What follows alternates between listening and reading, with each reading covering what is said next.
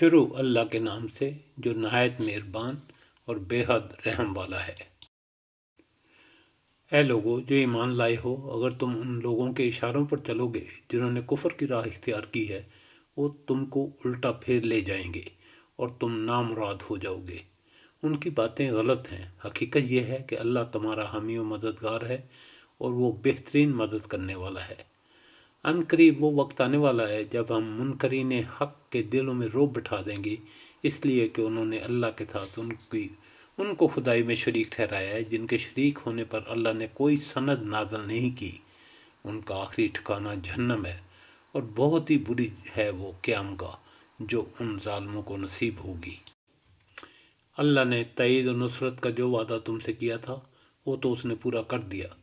ابتدا میں اس کے حکم سے ہی تم ان کو قتل کر رہے تھے، مگر جب تم نے کمزوری دکھائی اور اپنے کام میں باہم اختلاف کیا، اور جو ہی کہ وہ چیز اللہ نے تمہیں دکھائی جس کی محبت میں تم گرفتار تھے، یعنی مال غنیمت، تم اپنے سردار کے حکم کی خلاف ورزی کر بیٹھے، اس لیے کہ تم میں سے کچھ لوگ دنیا کے طالب تھے اور کچھ آخرت کی خواہش رکھتے تھے۔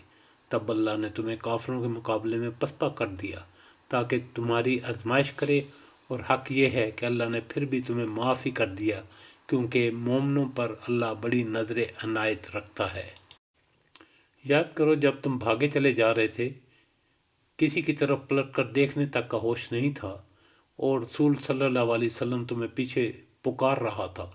اس وقت تمہاری اس روش کا بدلہ اللہ نے تمہیں یہ دیا کہ تم کو رنج پر رنج دیے تاکہ آئندہ کے لیے تمہیں یہ سبق ملے کہ جو کچھ تمہارے ہاتھ سے جائے یا جو مصیبت تم پر نازل ہو اس پر ملول نہ ہو۔ اللہ تمہارے سب اعمال سے باخبر ہے۔